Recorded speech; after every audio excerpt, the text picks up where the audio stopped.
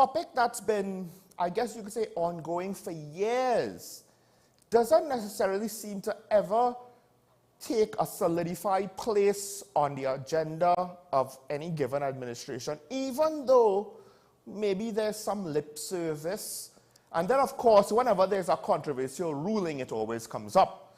Now, the recent situation is that, I guess it's similar to what happened when former Prime Minister Pandey passed away, and we had now calls for constitutional reform.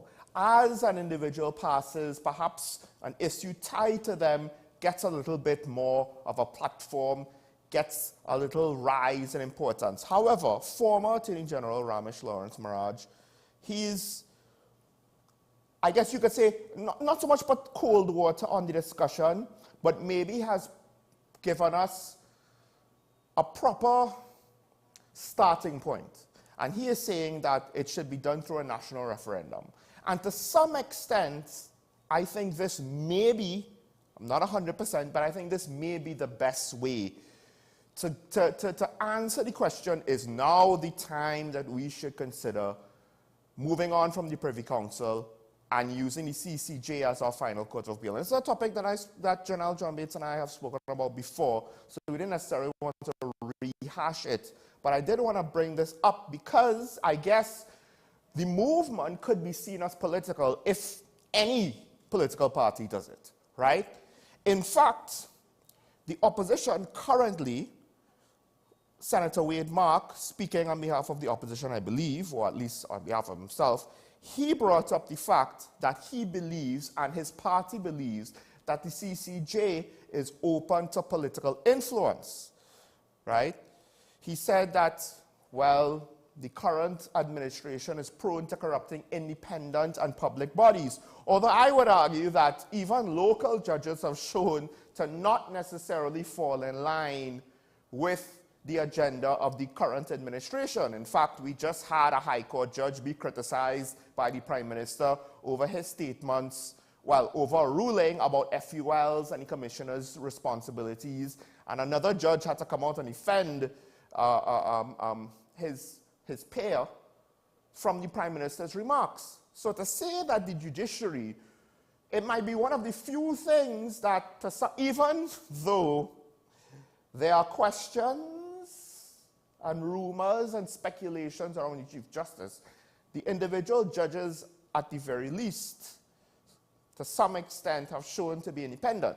Industrial court, of course, that is also kind of up in the air with regards to speculation, but nothing has been proven, or there's no reasonable argument based on rulings and precedents set by the new president of the Industrial Court, so we hold off on speculating that far.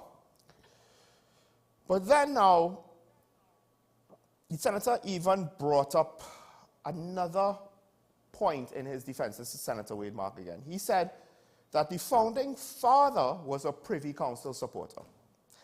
And I find this argument to be a bit of a stretch, right? He was saying that Dr. Eric Williams, he had the opportunity to make the changes because he entrenched a 3/4 majority to change the Constitution. He had the majority during 62 and 76, and if he wanted to make the changes, he could have done it, but he didn't, right? He said that they never tampered with the Privy Council. It only began under Patrick Manning. But my thing was, Dr. Eric Williams was Prime Minister. He wasn't just, a Prime Minister at any random time in TNT's history. He was, the first Prime Minister. He was a leader of the country while it was transitioning from being a colony to being an independent country and then a republic, etc., right? That's why we call him the father of the nation. And a lot of people might dispute that or debate that about if he did good or bad for the country. But at the end of the day, the point is, chronologically speaking, he was there at the beginning. And you don't necessarily make decisions at the beginning that you would make later on after a country matures, after an entity matures. I mean, at the end of the day, when we're born, and up until the age of just before our 17th birthday in some cases, we don't drive a car because we can't. Because we're not mature enough yet to drive. Society has deemed that it is not right for us to start driving, and thus we basically don't learn to drive for the most part. Of course, some people teach their children, on private property, maybe just reverse out the driveway, something like that, fine, whatever. I didn't do that, by the way. But my point is, children don't drive cars. They're not allowed to. When they mature, they're allowed to. In the meantime, we can't say, well, because they didn't do it, technically speaking, once you reach tall enough to touch the pedals, you are physically capable of driving a car. But you don't. That means that you are pro not driving. You are pro public transportation. No, that's not the case. Babies start off eating baby food. They don't eat steak at 6 months. That doesn't mean that they're against meat. The nation was beginning. So you consider the things you have to do, and then when a nation matures, then you could consider more advanced questions. And to some extent, for small countries, part of the question is, are we ready to have our own Supreme Court? The CCJ is not the Trinidadian and Tobagonian Court of Justice. It's the Caribbean Court of Justice. It's a regional Supreme Court, which didn't exist at the time. So at the time, there were no alternatives. And I'm pretty sure at the time, Dr. Eric Williams and everybody else in power basically they only had two options: a Trinidadian Supreme Court or the Privy Council. And they decided on the Privy Council. Now, there's a new option, the CCJ.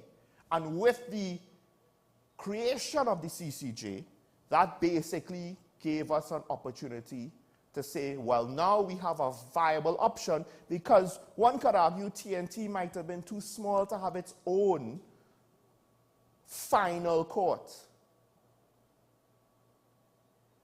But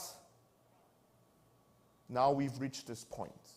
So I don't necessarily like that argument. I find that argument is very, very, it's a big oversimplification of the situation. But at the end of the day, I am welcome to the continued discourse of the topic. Hopefully we'll get a bit more serious about it. It's fine if we stay with the Privy Council just once, let's get some real arguments for and against. Not so much this. And maybe that's why we should just have a referendum to put it to bed. All right, we take a break. We welcome our Friday contributor when we come back. Stay tuned to Talking Point on WESN.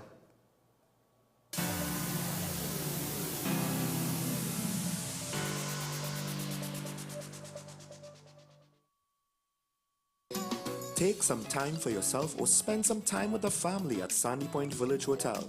Enjoy our various studio and suite apartments, self-contained with their own kitchenettes and Wi-Fi. We also have our famous 100-foot swimming pool and our beachfront restaurant, The Steak and Lobster Grill. And our location in Crown Point puts us near the center of activity, from the nylon pool to the local nightlife. Call us and make your reservations at 639-8533, 389-2378, or email us at sandypointvillagehotel@gmail.com.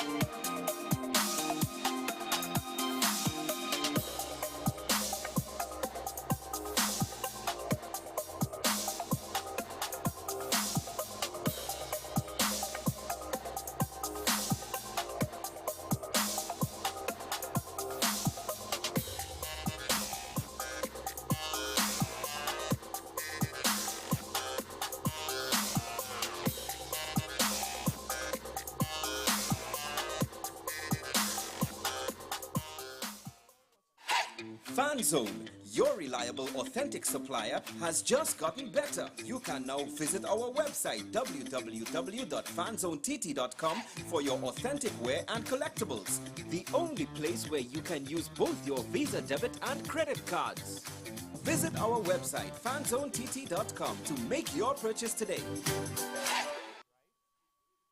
This is Face of Sports, WESN Content Capital. How you felt about the kiss on the lip? That's the business. I'm not to do with that. I find that was distasteful. The national senior team, whether you like it or not, that is the model for all other teams to follow. I'm assuming that the regional requirement may be a much stricter requirement. This is not about Pro League and Super League. This is a league run by the Normalization Committee that I'm responsible for. Nobody expected FIFA to fund this arrangement. If we don't get a professional attitude towards this, we are doomed for failure. You break the balance, trip the leg, control the body. They ain't gonna stand put Why forever. you want the Chiefs to lose so? Why you want the Chiefs to lose so? They already have two. Lamar don't Why? have. You're jealous because you know the Chiefs getting closer to the Patriots. Let's go to the last part. No, of the game. no. Let's go to the last part.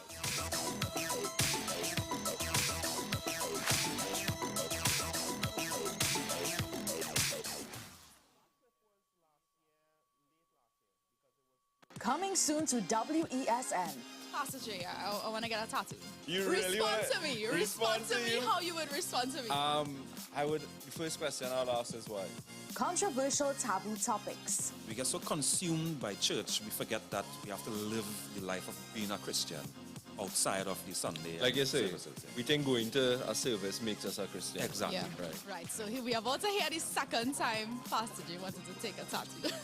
Would have been late last year and early this year. Oh gosh. Hope Unfiltered podcast with Pastor J and Ren. Coming soon to WESN.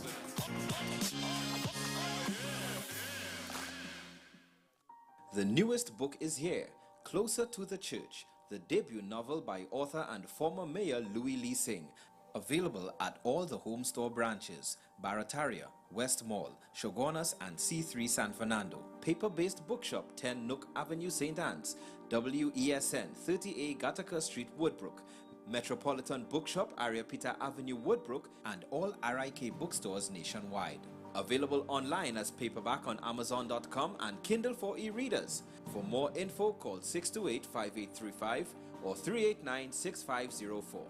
Also available from author Louis Lee Singh, I Used to Live in Heaven, Letters to My Granddaughters, and Local Government in Trinidad, Conspiracy Against the People.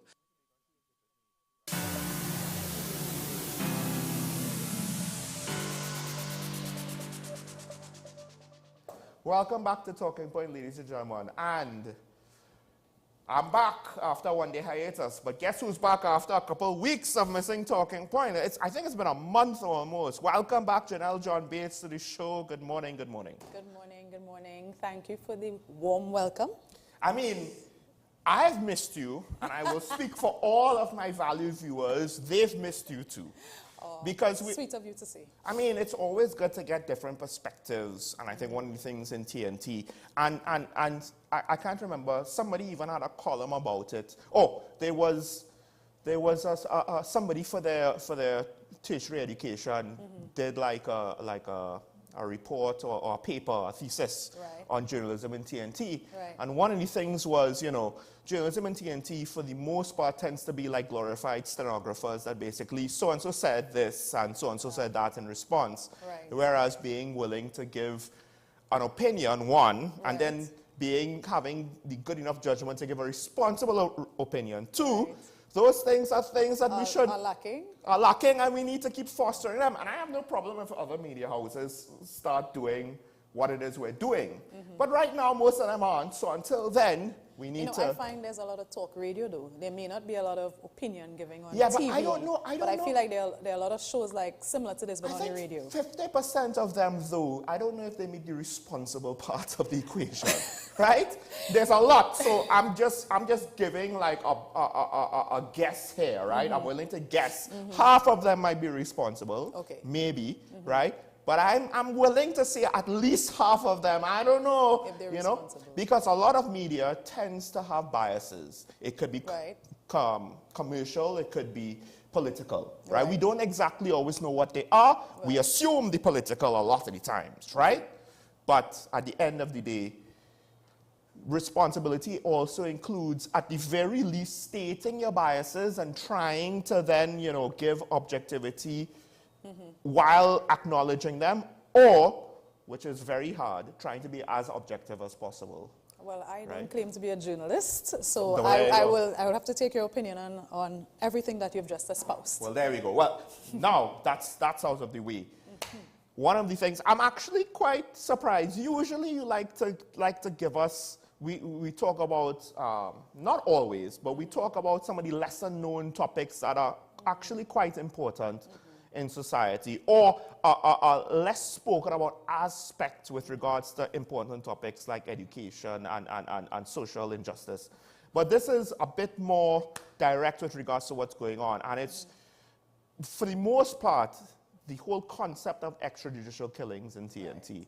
And I think it's been bubbling for quite some time. There are a lot of cases where, was it or wasn't it? We just, well, last year, was it? I think we had the verdict from the triple homicide of the Moruga case. Yes, we had the 6 police officers who were found not guilty for the 2011 murder of 3 individuals in Moruga. I mean, look how long that was. Exactly. And there are other cases like the 2 accused or the 2 suspects in the Andrea Barrett case. Yes, I completely forgot about that. So in researching this topic, that was brought to my attention. And as far as I found, there's no outcome. I couldn't find an outcome at all. I mean, it's crazy, right? I remember the case, but to some extent, you know, it's almost like I'm reluctant to say it sometimes because I don't want to be, oh, he's harping about this thing again. But we're talking about 2 guys who died without their day in court.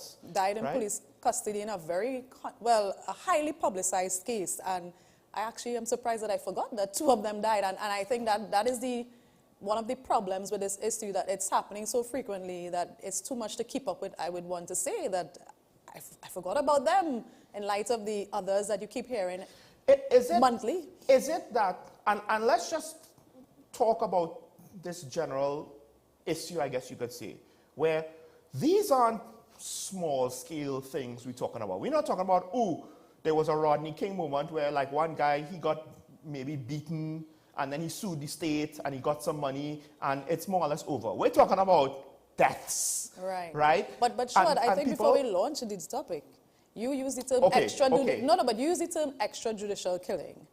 When I'm looking at the topic, I prefer the term police-involved murders, killings, or police-involved assaults. I think that's different. Why do you use the phrase extrajudicial killings? The only thing I have is that it also should include at least, I would want to include it, right? I'm not saying this is a determination of guilt, but there were 2 prisoners who recently also died in custody. Now, they recently, I think yesterday or the day before, the reports came out that the recent autopsy, private autopsy, showed it was blunt force trauma. The previous case was blunt force trauma, right? Now, that doesn't necessarily give the final indicator of how they died and who exactly is responsible. It's in line with what was said happened. There was a fracas in the prison involving prison officers and prisoners. There was, I guess, a mini riot. And a number of prisoners and police officers were injured in the incident. So the cause of that being blunt force trauma, to me, is not unusual or indicative of, I guess, guilt on the prison officer's side. Well, in and of itself, technically it is not, because how did the trauma happen? Who caused the trauma? Blah, blah, blah, blah, blah. Because even the previous time I did give alternative scenarios, right? Although given the events as was told, hearsay coming from the family through their, what they heard and so on and so on.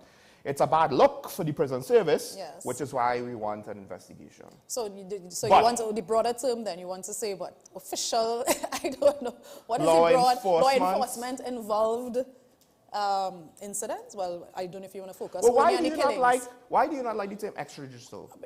Because extrajudicial, to me, it has a negative spin, and it almost implies that the incident or the the death was a murder versus somebody died in an incident, I would have probably shot back, let's say, in self-defense. Right.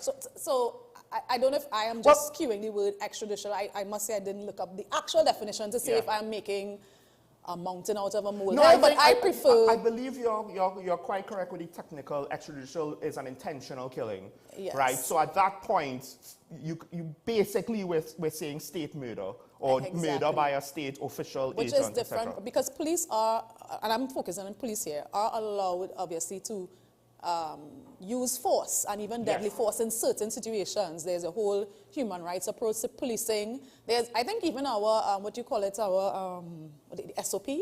There are guidelines to how you can engage somebody in a deadly way. No, I'll say this. I remember there was a So once you're within the guidelines, I don't know if I like the word extrajudicial for that. It would be police involved.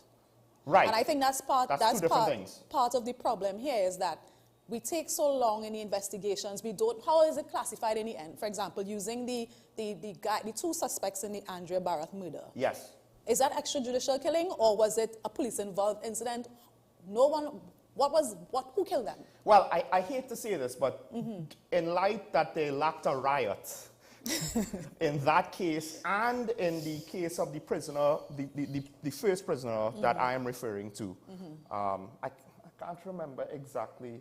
The first prisoner was the suspect involved in the shooting of the Deputy Commissioner of Prisons, right? Yes, now, in those cases, granted, with regards to prisons, there's always a chance that even other prisoners might have been involved, right? The police gave their version of the story, but has it been refuted? Has it been supported? That is the problem. That is the problem. The version in the Andrea Barrett murder was that he fell off a chair. Well, that was it. He fell off a chair. And he had comorbidities. He went to the hospital. He fell off a chair. Well, because that's the other thing. One of the things that's telling in the most recent case was the fact that at least there was one report, and I can't remember where it was, but I'm confident enough to at least bring up the point, right? Forgive me if I misquote the actual details.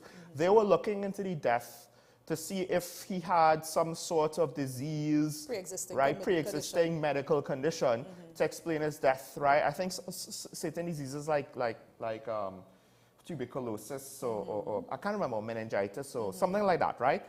And to me, that at the very least, if you're looking into that, then all of a sudden I'm not really considering, well, another prisoner didn't take an opportunity to beat him in the middle of the fracas, right, or anything like that. Now, it still could have been, yes, maybe, all of the prisoners were treated the same, and he just happened to be one that died, and, they don't necessarily know what they did wrong with him as opposed to the others. Well, I mean, in law, you have to take the victim or the individual as you find them. Is it the actual rule? So even if a person is more inclined because of, I don't know, pre-existing something to die. But once you have done something that caused the death, it really doesn't matter if they have a particular weakness in them. But the question is, did you what intentionally kill somebody? That's the point. Well, in the case of, ironically, kill or cause grievous bodily harm, in the case of the first prisoner and the two Andrea Barrett suspects, I could see a scenario where it was intentional, right? But in this case, I actually think it probably was not intentional, right? So in that case, but would it still be, right? Would it still be a crime, I guess you could say? Well, if it was that they caused the death due to excessive force, that would still be a crime, correct? Intention to kill or cause grievous bodily harm without any reason. If you have no excuse, if it's not self-defense, if you don't have a defense, well, then it's murder, yes. But that's the thing. As I said, I don't want to get into the details of the incident because my concern is we have the police complaints authorities, we have the regular police, we have all these systems in place now, which is an improvement because while looking at this topic, I found a 2000 Amnesty International article investigating our abuses of, this whole thing of police-involved killings. And one of the things they would have said back then is the weakness in the investigation process. They said some of the key problems in investigations into allegations of police abuse include serious shortcomings in the internal and external police complaints mechanism. This was 2000. Since then, around 2007 or so, we have had the Police Complaints Authority, and if anything, at least, we have this independent body who always seem at the time of an incident to say that they are investigating.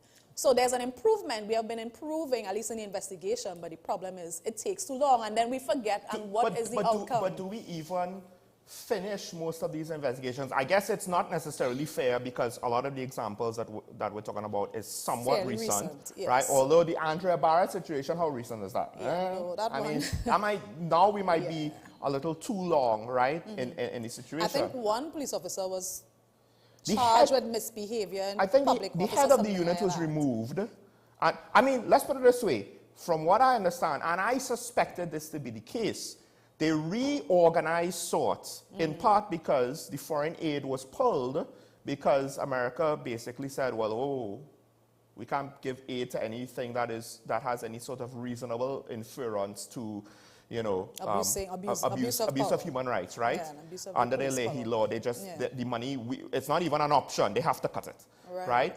And I think this is why the Prime Minister, people want to say, well, we've had veteran units before. I'm like, hold on, think about it. He's probably not harping about this because he wants to harp about it.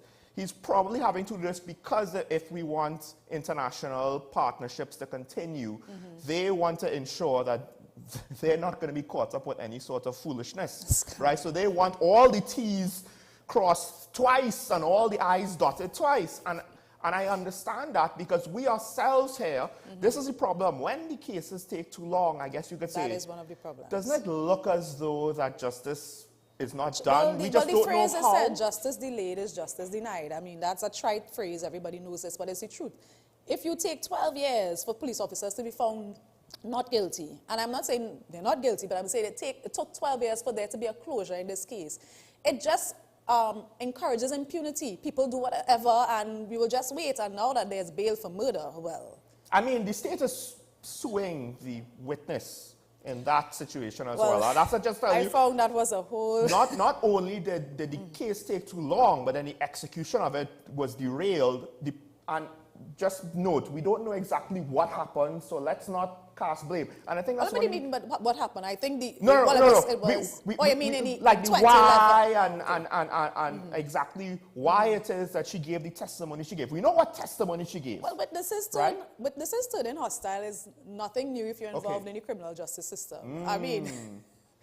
And this brings me to another topic. In Trinidad, we are heavily dependent on eyewitness testimony. Yes. Now, if we had the police wearing their body cams, we wouldn't have to depend on this officer who turned hostile, changed her whole statement, because we will have the body cams and we can just look at the video. Why it is that we are still taking so long for this to be commonplace? In my opinion, because apparently we have batteries that only last an hour and a half, and there's supposed to be batteries. This is impossible. I can't remember. There's supposed to be batteries that's supposed to last 6 hours, regardless. How is it functional in other countries? Why do we have these excuses? At the end of the day, we have to look into that as opposed to, well, it's not working, so blah, blah, blah, blah, blah. I mean, that goes into issues with procurement, as well as procedures, like standard operating procedures when you get new things or implement new things. And that's what the police, fire service, and other parts of the government, it's not just a police problem. But yes, because in my mind, it goes back to, if I'm a police officer, I would want a body camera because it will protect me. And now it's, again, this kind of what plays into the whole other side, that whole highly critical, cynical argument. Why the police cameras not working? Obviously, they have things to hide. Now, not every officer has things to hide, right?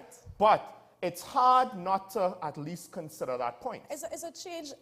Again, I always say a lot of problems in Trinidad is a cultural change. We were very resistant to wearing seatbelts, were we not? I mean, I was a child, so I had no choice. I honestly can't remember, but I think so. But people were very resistant. And you know what changed them? When police started to hand out tickets like that.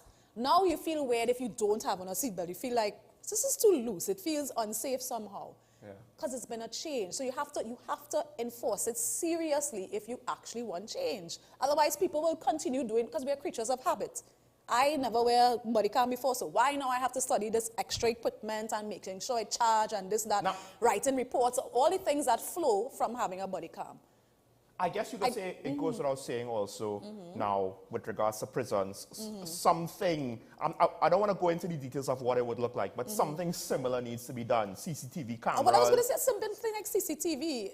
You know? I think But that's a you normal see, thing in I think in the problem other is prisoners established. might say, well, you have these cameras in the cells. It's a breach on our rights. But then if we don't have it in the cells, it doesn't have to be in the, are there even CCTV cameras in the corridors or I public guess, areas? yeah. What about because public if it's not areas? in the cells, then you know something bad could happen in the cell, and then Well, I mean, you have to balance privacy and all of that with security and safety. So there's a balance, but they should have some somewhere. Now, before we end, because we're getting there, I actually want to go back to where I wanted to start off from, because you mentioned the fact that, you know, you kind of forgot about the two suspects' deaths. I did. And to some extent, I think, even the Moruga triple homicide, we forgot. It's only because the case came up, and then it was a controversial event. Yeah. Well, I mean, it's 12 years, eh? Right. Forgive me, 12 years ago. But at the end of the day, people have died, and I think it's fair to say, or it's reasonable to say, I think every year at least one or two situations come up where the country has a question. Sometimes it might be a legal shooting, but sometimes it might be, well, you know, what happened Well, you here? say one or two. I just have some statistics here for the years like from 2019 to 2022. Every year it's been around 32, 33, 31 police shootings that have been investigated by PCA. I think they investigate most, so I think we could kind of garner that. I think it's general's best practice to investigate all police shootings to some degree. So I'm going to assume the statistics of how many that they actually investigate is an indication of how many police-involved shootings.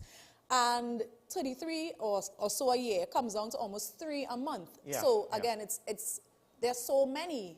And when I was looking it up, I came across on Google, a world population review, country rankings, police killings by country. Now, I cannot speak to the methodology of the accumulation of this information, but it was startling to me that this website has ranked us among the top 10 countries with the highest rate of police killings. I didn't think we were that bad. And I think the key is, we don't have confidence in the investigation of a lot of these cases. Sometimes might be obvious. Man pulled a gun, because I remember there was one that we gave props to the police. He was shooting at the police, and it was next to Ryson Road. It was next to the highway. And somehow the police were able to shoot back. They handled a gunfight literally right next to traffic, and none of the uninvolved people were hurt, right? And we give them kudos for that. And then when people come and say, oh God, they kill him. Well, yeah, but I mean, unless, I don't know, 50 people who were there were to tell me that he never drew his gun, I'm going to go with the police's version of events on this. But it's not always that obvious, right? And then you have doubt. And I do wonder. And then also the other day, another statistics, actually very few officers get charged with these murders. Right. Again, another statistics I came across here. For the period 2008 to 2018, only 11 officers were charged with the murders of 8 citizens, which is startling. If we have 33 police shootings per year, but over a 10-year period, only 8 officers were charged, I find that very low compared to the number of police shootings. Now I lamented this when children started to be killed in the crossfire on a somewhat regular or too regular basis, right?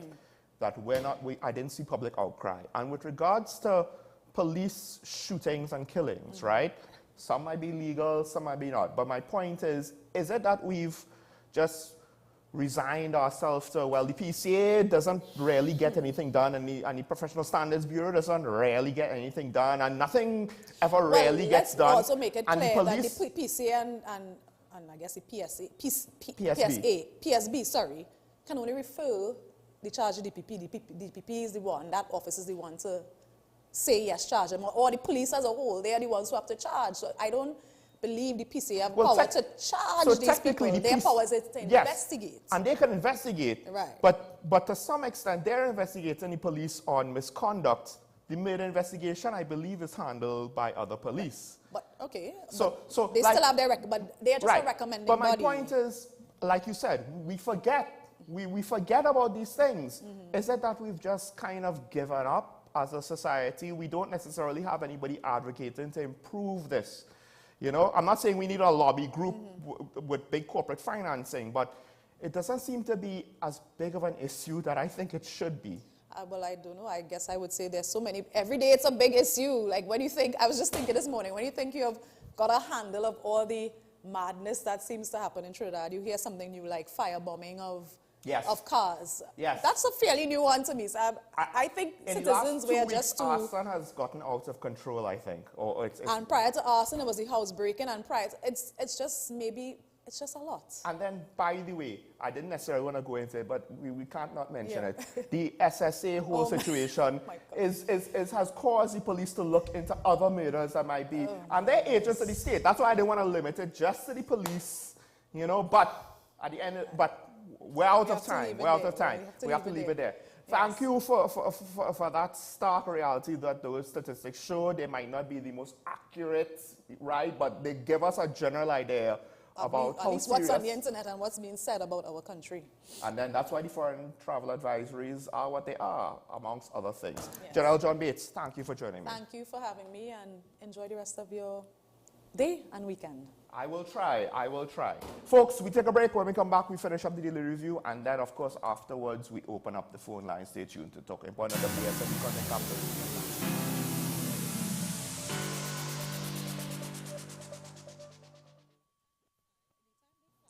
Fellow citizens, I am Rajiv Dipti.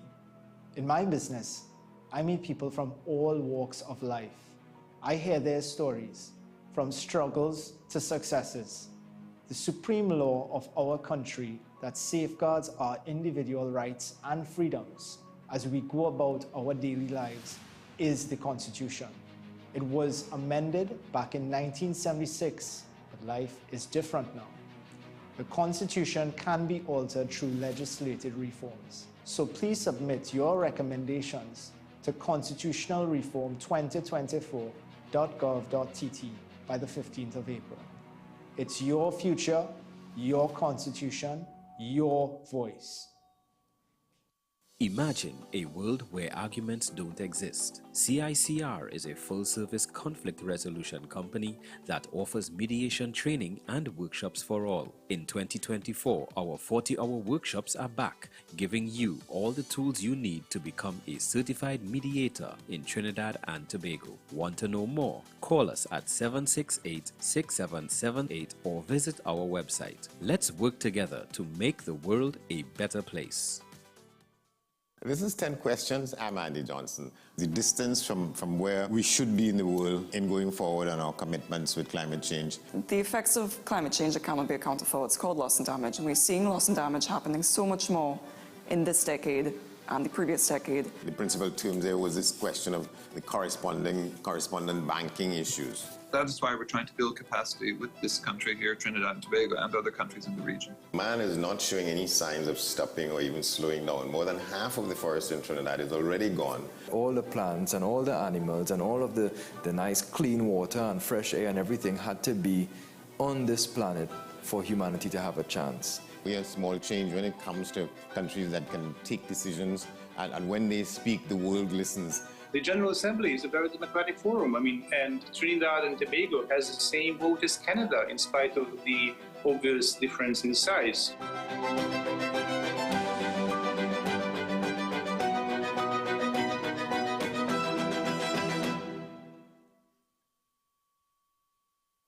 Hello there, and welcome to AM Prime on WESN Content Capital. Before we even start this repatriation and reintegration process, we've already failed, or are we doomed to fail? You've got to invest in the institutions that you've established to carry out those sorts of core functions. We now get into the regional updates to give you an understanding of what's happening across our neighboring islands. We have available a number of films that are worth showing. So it was day one when the French Revolution started to develop the concept of universal human rights. What happened this time is unprecedented. It's one of the largest terrorist attacks in history.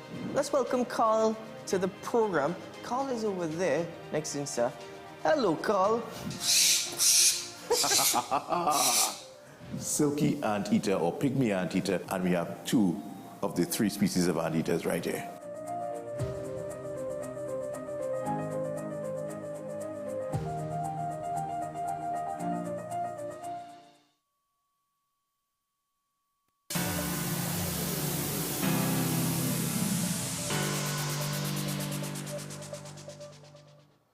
And we're back on talking about WESN. A lot to get through before the 9 o'clock break. But first, just want to mention, Central Bank did announce by the end of the year a new $100 polymer banknote. Don't necessarily want to spend too much time on it because the details of how that transition exactly is going to occur. Remember the last time when they first introduced the polymer banknote, then it turned into a whole situation of having to transfer your money, bring in your cash, and to some extent, it revealed a couple of things. That said, we'll wait for more details on how that transition is supposed to occur. Right, moving on.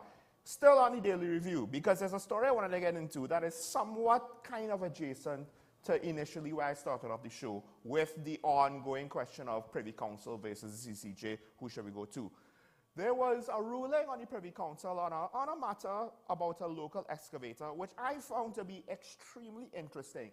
And I had to reread this story a couple of times because I couldn't quite follow it, because what it was saying, to some extent, flabbergasted me. I found it increasingly hard to believe, even as I continued reading it, because a business owner successfully got an appeal court's order overturned. The appeal court apparently ordered that his excavator, which was unlawfully detained by the police for 2 years, was to be returned to the state. This is the appeals court's ruling, and that order was overturned by the Privy Council. And when I just say that, it kind of doesn't make sense. It's not clicking right away. What do they mean return to the state? Because that implies that the business owner potentially lost his case at some point. Well, he didn't necessarily lose his case for the order for the excavator to be returned. What am I speaking about? Well, Caribbean Welding Supplies had an excavator that was detained by the police for a period of time. And Justice Quinlan Williams ruled that it was an unlawful detention and ordered the state to pay $1,328,320, representing the value or sale price of the excavator, and $150,000 in damages and costs, right? So then, because of that, the Court of Appeal held that it had jurisdiction, this is our Court of Appeal, to order Caribbean Welding Supplies to return the excavator to the state since it received special damages for its value. Remember, the $1,300,000+ was the value or sale price of the excavator. And the Privy Council, so CWS took it to the Privy Council, and the Privy Council said, well, there's no legal basis to order that the excavator be actually given to the state. The appellant owner was entitled to possession of the excavator. The state did not own and was not entitled to its possession. And I find it the Court of Appeal, this is the Privy Council, said that the Court of Appeal wrongly categorized the award of special damages as being an award of value, rather as an award for the depreciation in value of the excavator. The Court of Appeal overlooked that it is primarily an action for the return of goods. CWS, by its property rights, was entitled to the return and to retain the excavator, no matter how badly damaged it was. So, and again, they conclude that the Court of Appeal did not have jurisdiction to order the appellant to deliver the excavator to the state. It is a hell of a case, because essentially, the state, in this case specifically, I believe it was the police, was found to be wrong, and now the Court of Appeal stepped in and said, well, since we paid for the excavator, we own it. When technically that wasn't any ruling. And the Privy Council had to said no. And I hate to say this, but I think this case is very much an example, well, to some extent, it's an example to the point, one of the points that Senator Wade Mark was trying to make, in that, you know, do we trust local judges? And I hate to say this, but I think it depends. It's not that I don't trust local judges. We get what I think to be good rulings all the time. I'm not a judge, I'm not a lawyer. My opinion matters very little with regards to if a ruling is good or not, right? Just saying my opinion. But to have such a ruling from the Privy Council does not bode well from our Court of Appeal. Now, that's not the CCJ.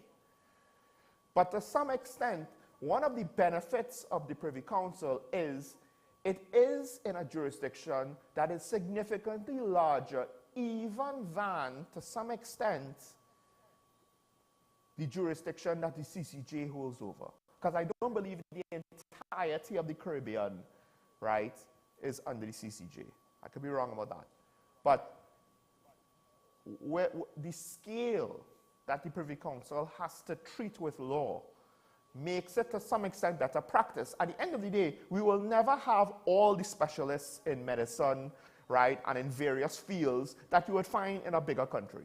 That's why you still go abroad. In fact, even in America, you could be on the West Coast, you go to the East Coast to see a specialist, right? California has the 10th largest economy in the world, I think, something like that, or it's within the top 10. They don't have everything.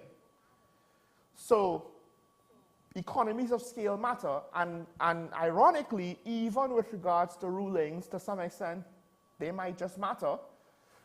And this might be a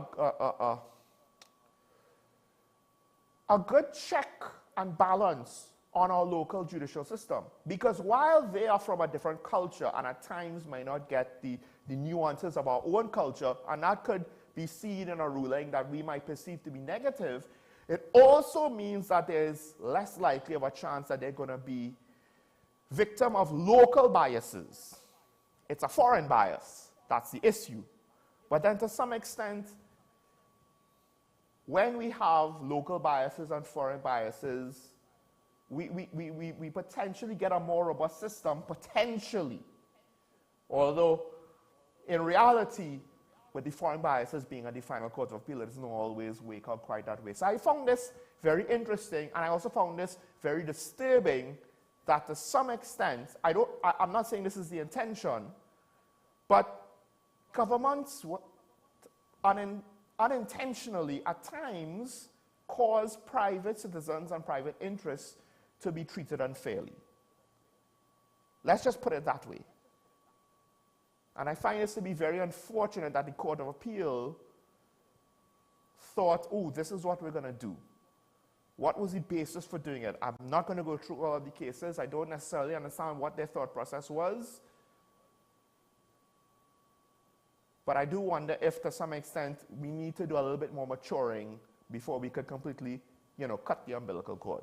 Maybe I'm wrong. You could call in at the end of the show, well, towards the end of the show, last half an hour, to tell me if you disagree. All right, let's move over now. There's another story that I wanted to get through since Tuesday, and I found this very interesting. The Minister of Foreign Affairs has made an announcement to say that the ministry will soon undertake a public campaign to advise groups seeking to travel abroad, engaging in different types of activities. And this comes after a somewhat worrying trend in the words of Chief Sec, but we stay on the minister for now, right? And Minister Brown made these comments after a group of 100 children and 55 adults were unable to pay for their accommodation when they went to Manchester, England, right? And he made this statement, and I think it's very important to make note of this. While many of our citizens at home and abroad are working hard every day to uplift the image of our beautiful nation, there are some who go out of their way to tarnish the national profile, either willfully or due to sheer negligence. And it sounds harsh, but at the end of the day, to some extent, that's the result. So I can't necessarily fault the minister for saying that, because he didn't say it's only intentional. He said it could also be due to negligence or ignorance. Ignorance not in the disparaging use of the word, but ignorance in the literal meaning of the word, unaware of important knowledge or information or procedures or details, and then you end up in trouble.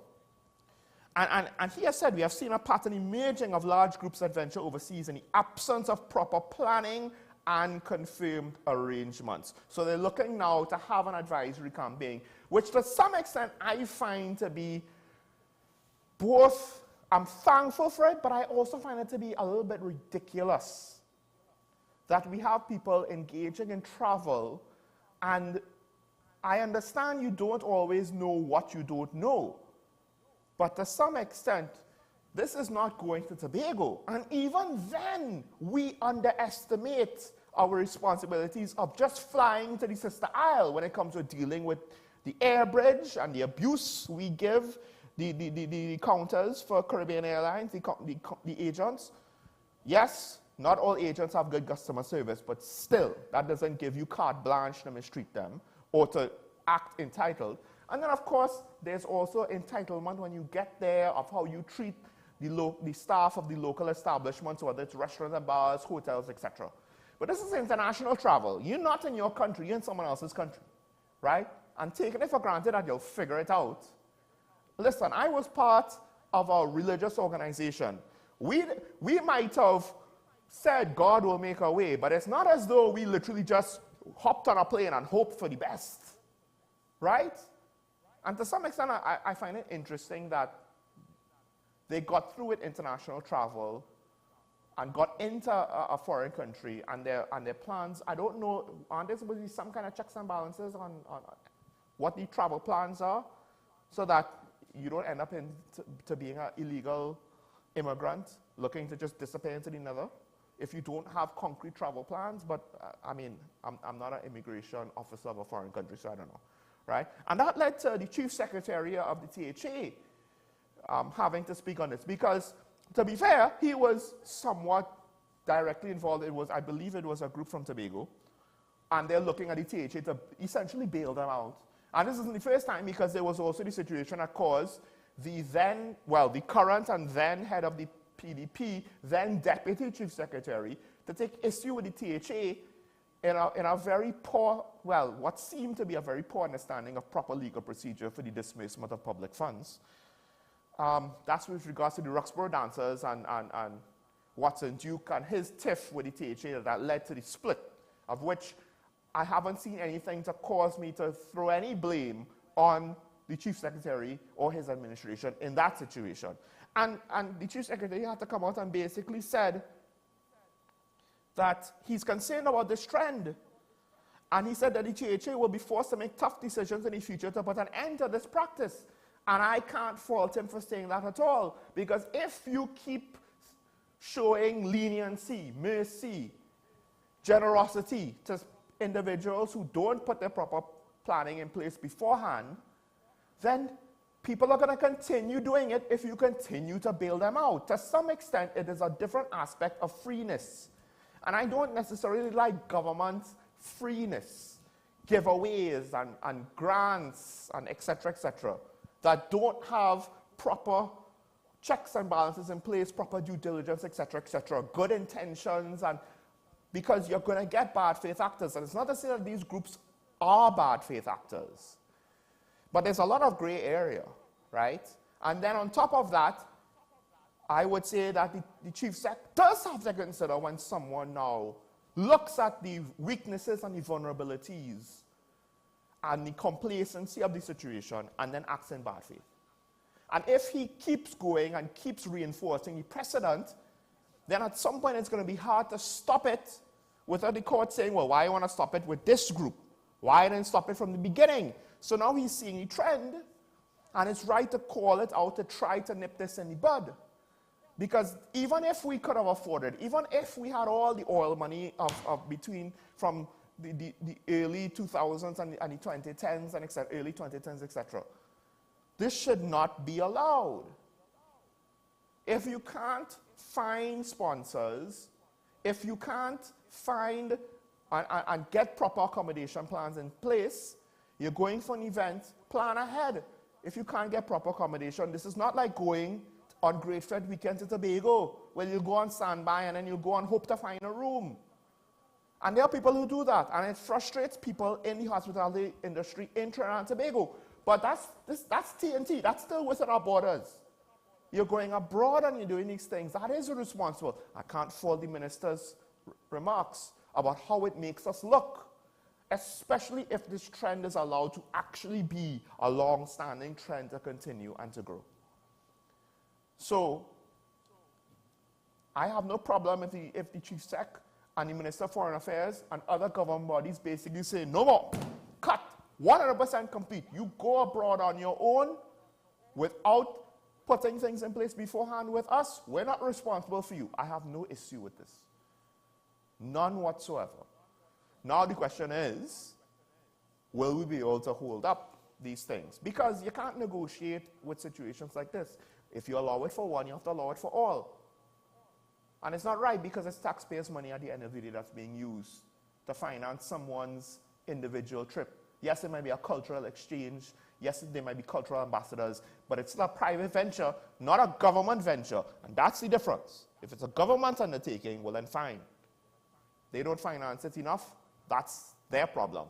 If it's a private venture and you don't sort things out yourself properly, that's a you problem.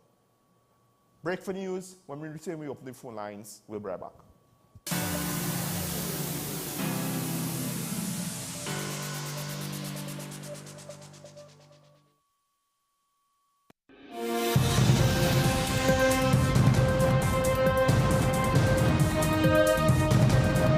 Seven is out. All day is in. WESN News on the hour. Every word, every line, every paragraph depicts a real moment in someone's life. A father, a sister, a mother, a brother. We at Newsday are dedicated to you, the people, and through independent, unwavering journalism, strive to always bring your stories to life. Because your stories are more than just words. Newsday, independent and credible. My name is Karma Mirage. As a lifelong entrepreneur, I often share the benefit of my experience with our young innovators and small businesses. Just as I strive to guide others, our Constitution must also foster an environment for citizens to thrive. This begins with education catering to diverse learning styles and extends to establishing frameworks that support new enterprise. But are we doing enough? Constitutional reform needs your input by 15 April at constitutionalreform2024.gov.tt. It's your future, your constitution, your voice.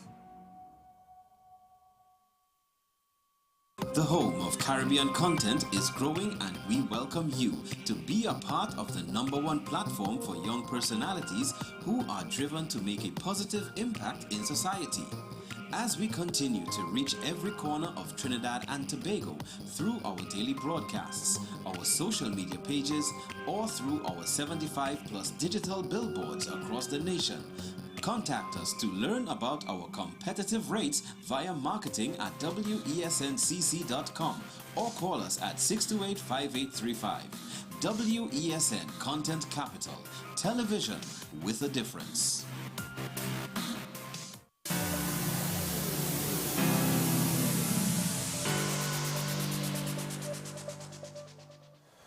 And we're back here and talking about WESN, the Content Capital. Show Michael Small here. We had Janelle John Bates speaking about law enforcement agents, killings involving law enforcement agents.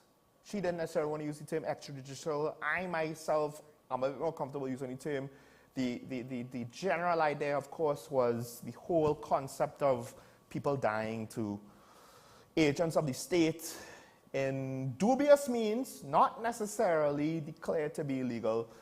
An interesting topic, because we do have to understand that even if we want to say that a prisoner died in custody and it was murder, now the question is who? We can't just paint the entire prison service with a broad brush that they all are evil and foul, right? That's not how justice works.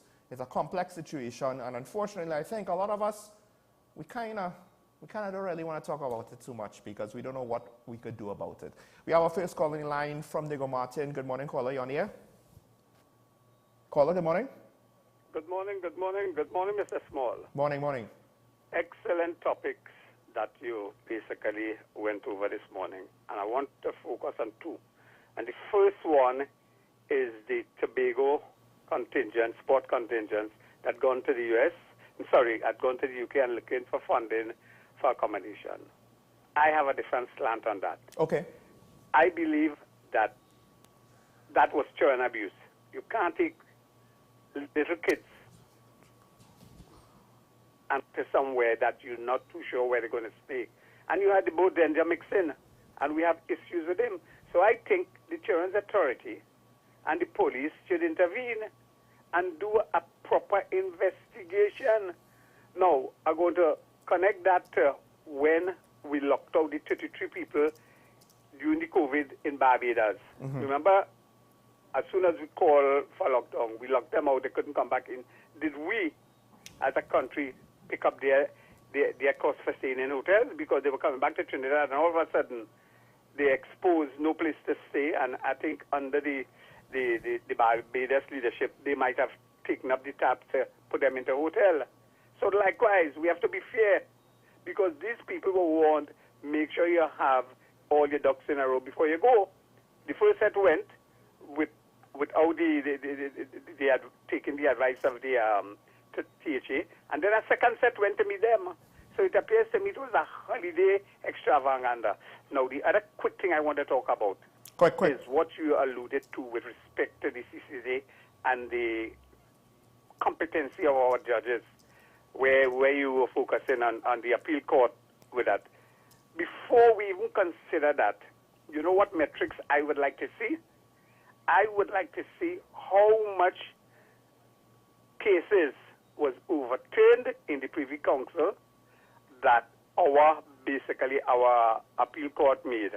So that is a good metric to see, to benchmark the competency. Now, before we even think of moving away from the Privy Council, we have to address how we treat the feedstock for becoming judges.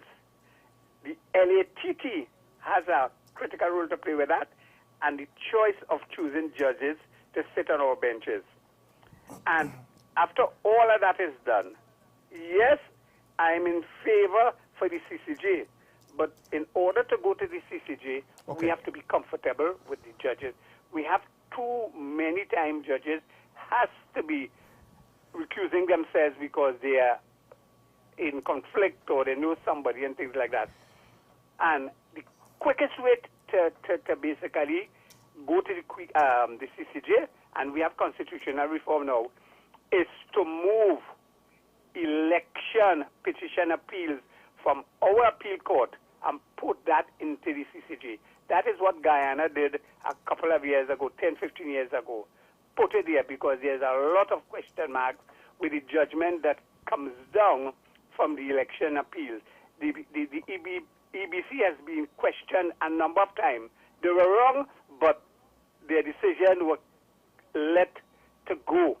And that is my thought on it. Caller, well, I'm sorry, we'll have to end there. I will respond to you, particularly to the first and second points that you made, but we have another caller from Digger Martin waiting on the line. Good morning, caller. You on the air? Hello. Morning, caller. Am I on? Caller, you on the air? Go ahead. Okay. Good morning, Sean. Morning. I don't know whether Sean is hearing me. Yeah. Yes. Okay. I want to comment very briefly on what Sean said about the recent decision of the Privy Council dealing with a matter coming from the Court of Appeal in Trinidad. Okay? The Privy Council reversed the decision of the Court of Appeal in the matter to which he referred. I'm a layman, but I did take the opportunity of reading the judgment, and I was, how should I put it? I found the decision of the Court of Appeal strange, weird, almost perverse. And the Privy Council reversed the decision and used their normal diplomatic language, which formed part of their judgment. I also looked at the video of the proceedings at the Privy Council during the actual hearing, and the comments made by the justices of the Privy Council on the decision of the Court of Appeal, I would say, was not as diplomatic as the language they use in the judgment. And I would just leave it like that. But interestingly, if you were to read the judgment, the facts of the case are extensively stated. And there are two comments I want to make about that. The facts manifest the total inefficiency and incompetence of the police service during the period of time that they had the excavator, piece of machinery, in their possession, an extremely long period of time. And it's only around the time that legal action was taken by the owner of the excavator to have the item returned that the police eventually delivered the excavator back to the person. So you have to ask the question, if they were serious in terms of the conduct of the investigations, why did it take so long? I think they had it for a period of over 2 years. That's the first point. The second point I would make is, when the matter got to the stage of litigation, the conduct of the Attorney General in this matter, or the Attorney General's offices in this matter, was no better than the conduct of the police. Inefficiency and incompetence. And again, that will be obvious to you if you were to read the judgment in full. Okay, turning to the CCJ versus the Privy Council and which way we should be going. Just let me say that I have confidence in the justices of the CCJ as presently obtained. I believe that they are just as good as the justices in any other appeal court in the common law jurisdiction in the world. I'm satisfied that this is the case. However, what concerns me, and if I'm wrong on this, perhaps I could be corrected, I believe that the CCJ is an institution of CARICOM, and it comes under the CARICOM governance structure. And frankly, this is the thing that worries me, because if I were to look back at CARICOM over the last 50 years, I would find it hard to find any tangible achievement of CARICOM over that period. And when I say tangible achievement, I am not talking about talk shops. And that is my main concern. Should we have an appeal court structure falling under the overall governance of CARICOM, which in my opinion has miserably failed over the last 50 years? And I give you the most recent example of that failure.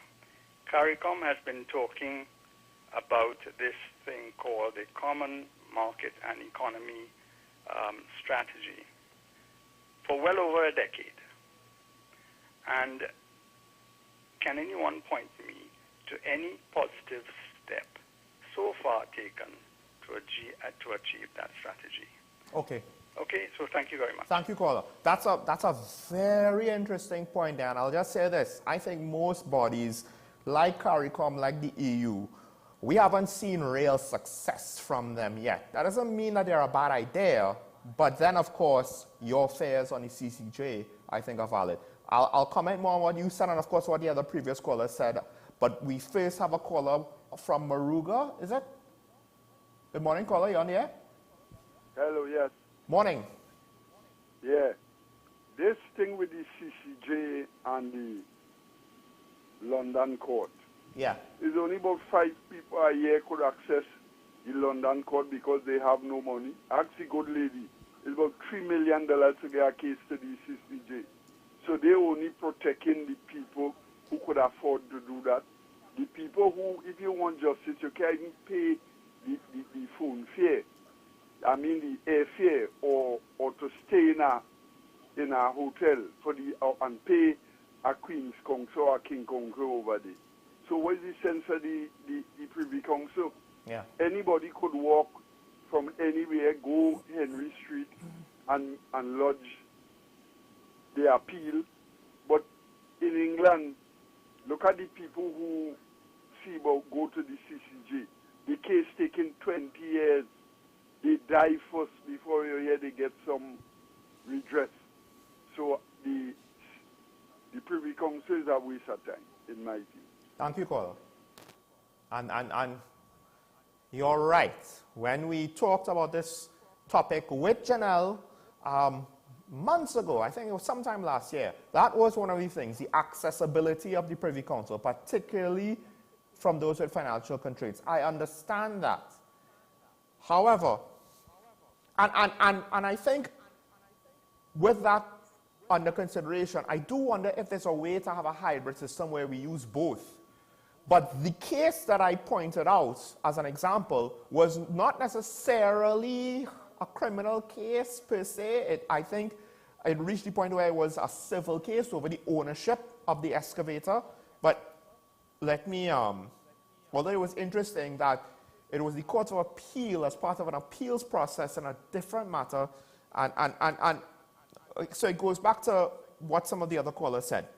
Because the caller just now, from the second caller from the Martin, he pointed out, he found that the case was weird. And he's right. When I initially read the case, I actually thought that they awarded the excavator back to the state. And I was like, well, that's a hell of a thing. Because of maybe it was some technicality, right? The state basically paid for the excavator so far. But no, then the ruling was, no, it was a Uno reverse.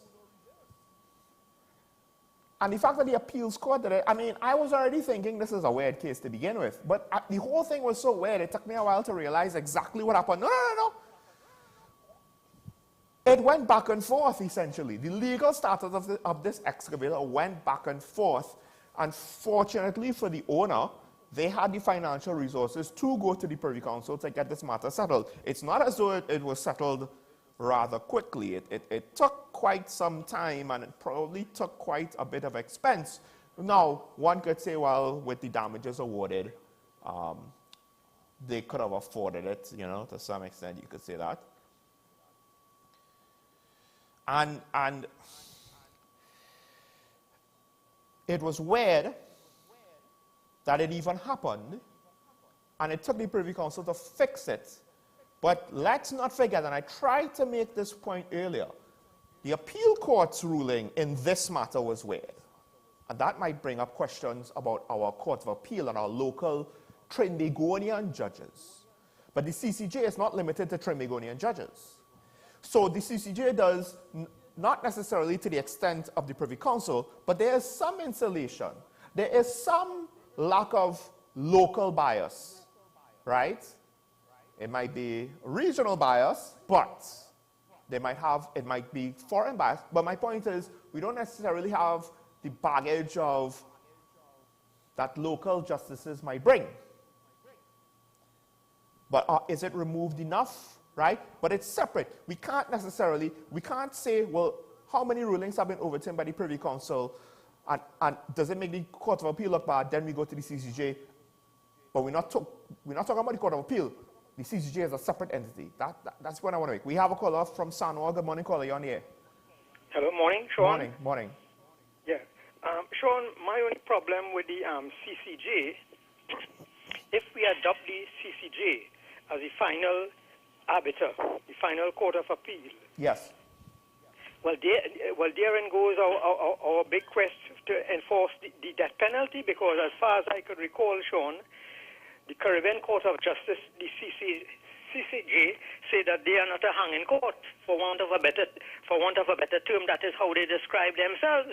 So people who, in the light of the high incidence or escalating crime situation in this country, and people clamoring for the return of the death penalty, well, there goes the death penalty, because if the CCJ could describe themselves, they are not a hanging court.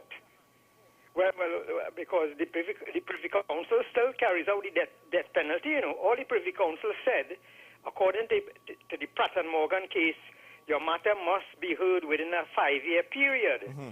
So people going around with the notion that the law lords in London, the Privy Council say no hanging, but they never said so. But even with the Privy Council, this government is not obeying the law. I keep saying that. When you are convicted of murder in a high court, the penalty for that is death. And for the life of me, I cannot understand why the government of the day, I'm not into the political thing, whether PNM or UNC or NAR or whoever, why is the government of the day not carrying out the law of the land? Why are they not enforcing the death penalty? The death penalty sure never went anywhere. It remains on the statute books. But as I said in closing, Sean, yes. My concern, if we adopt the CCJ as the final court of appeal, well, all those people who clamoring for the death penalty, well, that has gone through the window. Thank you, Sean, for giving me this opportunity. Be safe. Thanks again. I'll list the response off here. Thank you, caller. The main thing is accountability. The judicial system is way too slow. Way too slow. Look, we had an arson murder case that took 11 years. 11 years, right? Maruga, triple homicide, 13 years, etc., etc. And that is part of the problem. It doesn't take this long in Jamaica. And we're not talking about the United States with Trinidad and Tobago. We're talking about pair. But we have Sugar on the Sunny line. Good morning, caller. Good day, Sean. Morning. What is going on in Tobago with these people getting stranded all over the place is because Tobago was created, at least as a local government authority, against the principles of local government autonomy in Trinidad. Local government in Trinidad was created to do the basic infrastructure. And the only people who could afford to raise that money to do the basic infrastructure, not everything, the basic infrastructure, picking up rubbish and maintaining drains and roads and that, were given local autonomy then. It was at the city of Port of Spain, Arima, and San Fernando originally. And then government started to interfere with it and make places like Point Fortin political purposes where there was no attempt to deal with it. Now, they went and they create the Tobago House of Assembly with greater powers than the city of Port of Spain. And with no obligation to raise any revenue. So they get in the bulk of the revenue that they don't raise, so they give it away. This is not the first time they do that. Do you know anything like that in Trinidad going on? You may have a competition and somebody may win and get it, but anybody who have 4 or 5 members in Tobago, it looks like, could apply for Tobago funding and get it. No, well, caller, the chief secretary is not looking to give out money. He's looking to put a stop to giving out money. I'm not talking about what he's trying to do. I'm talking about why they created it. Okay, fair enough, yes. Okay, thank you. And you might be quite right. I am not necessarily knowledgeable over if there was previously a trend of the THA being very generous with public funds for cultural groups and performance groups and sports groups and any other independent group going abroad, and they would give away, essentially money without too many checks and balances. Of course, it could be partially a political patronage thing. That's one of the other issues with freeness, right? And to some extent, if it was that there was a bit of a culture there, and don't get me wrong, I'm not saying that there could not be similar, parallel happening in Trinidad through various ministries, etc., etc., but we're just talking about Tobago. It could be a situation like Chief Sec met, and this could be one of the good points about someone who is politically new, a neophyte. It's not part of the system. Yes, they have an experience, but that also means, the lack of experience also means they're not involved with the baggage of those who have been there for 5, 10, 20 years. That's one of the issues we have with Parliament. So many people, you look at them and it's hard not to make assumptions of their character with regards to their future performance because we have so much of their past performance as an indicator. The TPP doesn't quite have that as much as others, right? And yes, I think if what I understand the professor's point is being made, that an expectation and an entitlement has been built up in our society, and I think it's not just limited to Tobago, to some extent, it's throughout the country, where freeness happens in various ways, at various levels, for various objectives, and at the end of the day, placates the citizens. Except now, the PNM is the unfortunate ones who are caught with their hand in the cookie jar, but the cookie jar doesn't have that much cookies in it. They're caught with the ones holding the bag, and the bag is not as big as it was. The money bags are getting smaller. The issues, however, are getting larger. One of the things that I might touch on next week that I didn't have a time to is with regards to the fact that I find there's a lot of arson happening, and at the same time we have questions about fire service procurement. And let's not forget what Janelle was speaking about. We're talking about extrajudicial killings, but we couldn't not bring up the fact of police procurement with regards to equipment that could help deal with transparency over extrajudicial killings. So the problems are getting bigger. The problems are getting more varied and demanding a much more flexible response, a faster response, and at times even much more resources to respond. And then now we have to deal with the entitlement of our citizens. But we have to realize that at some point nothing is too big to fail. And the government doesn't owe any of us anything at some point, because the money that the government has is supposed to be for the good of all, not for the good of few.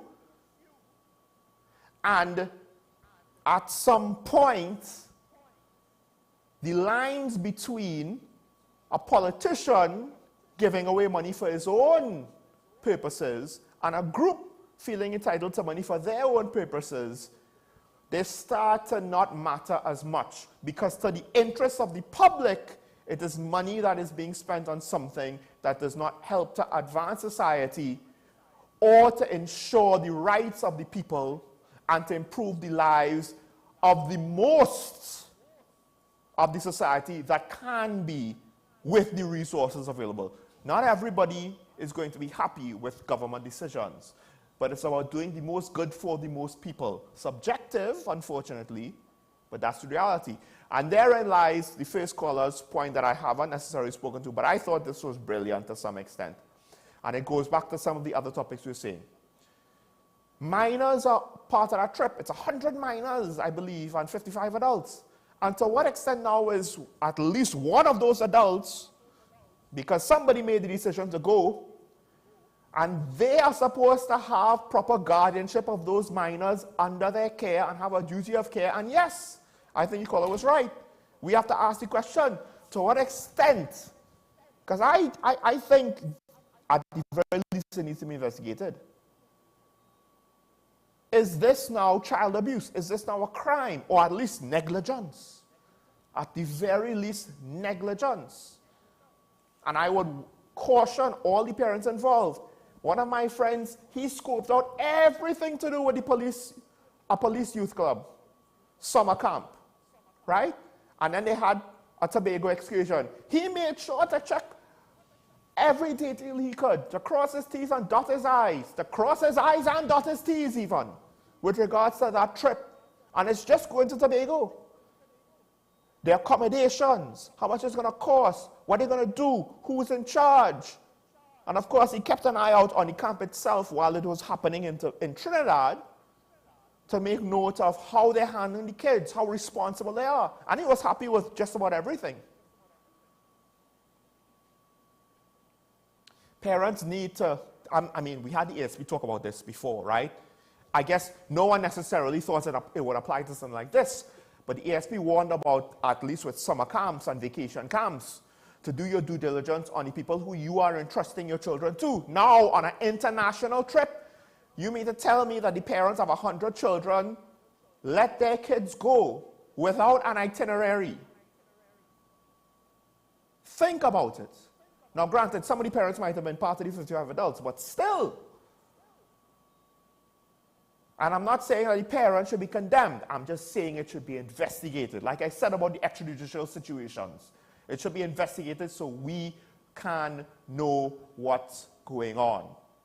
Especially, and this is where public funds now, you want public funds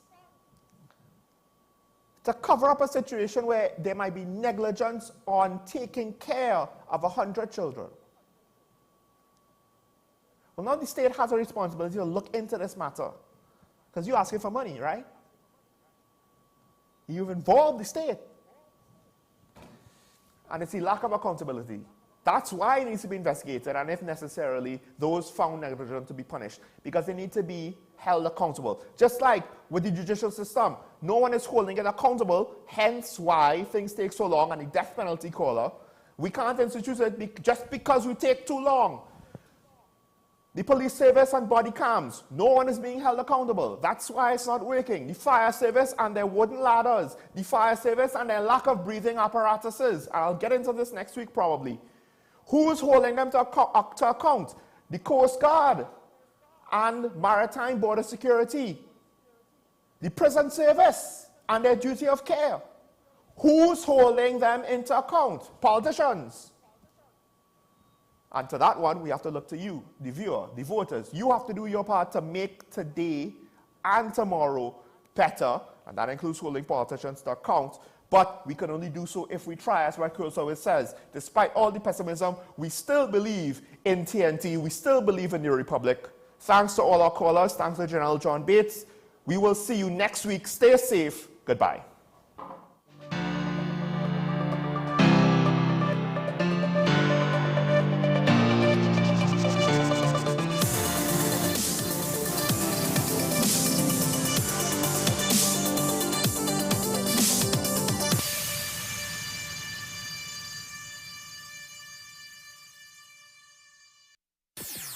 WESN.